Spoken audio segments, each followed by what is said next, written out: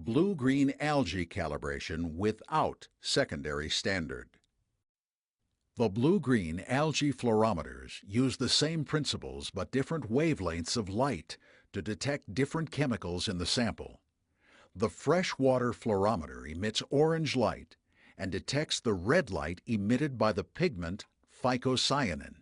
The marine fluorometer emits green light and detects the orange light emitted by the pigment phycoerythrin.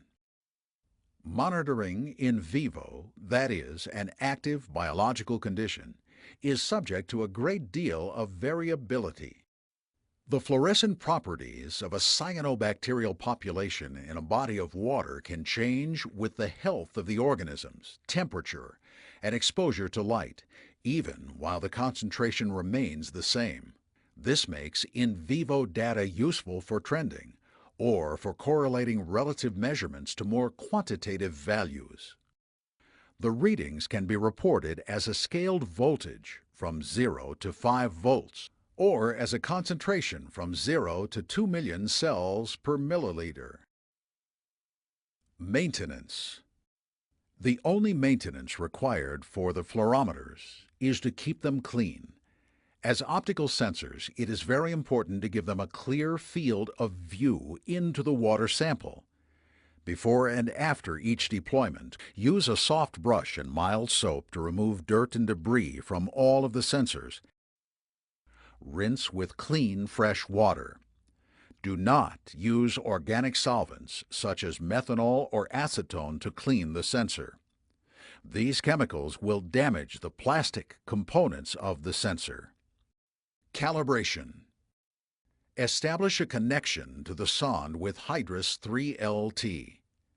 Click the button labeled Operate Sonde. When the sonde finishes its initialization, click the Calibration tab. Then click the Phycocyanin cells per milliliter tab or Phycoerythrin cells per liter tab. You will see a picture of the fluorometer as well as the current cells per liter, the date and time, the current temperature, and the voltage reading of the sensor. Begin with a clean and dry sonde. Attach the calibration cup and fill it to the threads with sample water that has been filtered of all blue-green algae or optionally clean fresh water. Wait for 1 minute for the readings to stabilize. Type 0 into the box and click Calibrate. A calibration successful message will appear. At this point, record the voltage reading. Empty the storage cup and rinse the sensors. Dry the sensors and attach the storage cup. Fill the cup to the threads with a fresh sample from the deployment site. Wait 1 minute for the readings to stabilize. Record the voltage reading. Have an extraction performed on the sample to find the true concentration. When the results of the extraction are known, the chlorophyll A sensor is recalibrated using this value. The secondary calibration will be done under the phycocyanin volts tab or the phycoerythrin volts tab. Type 0 into the box labeled phycocyanin cells per milliliter or phycoerythrin cells per milliliter.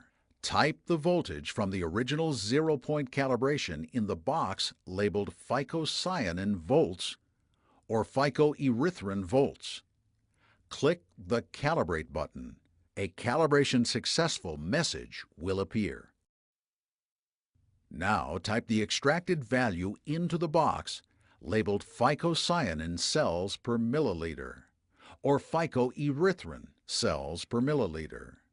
Type the voltage recorded from the sample before it was extracted into the box labeled phycocyanin volts or phycoerythrin volts.